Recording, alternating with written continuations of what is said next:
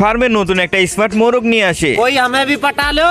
আর এই মোরগকে দেখে ফার্মের সকল মুরগিরা वाह क्या लड़का है, আর বলছিল। इससे तो बहुत मजा आएगा। তখন এই মোরগ তো ছাপড়িগিরি করছিল। है मुझसे कोई स्मार्ट। তখন একটা হাঁস ফার্মের সবচেয়ে রাগী মোরগের কাছে যায় আর বলে, তোমার মায়াবতীকে তো অন্য মর্দাবতী নিয়ে নিচ্ছই। আর দৌড়ে ছাপড়ি মোরগের কাছে চলে যায়। तू मुझे गलत मत बोल, तू खुद को गलत बोल। अच्छा बुरा तो तू अपने बारे में सोच। তখন মোরগ, তখন হাঁস তো রেগে যায়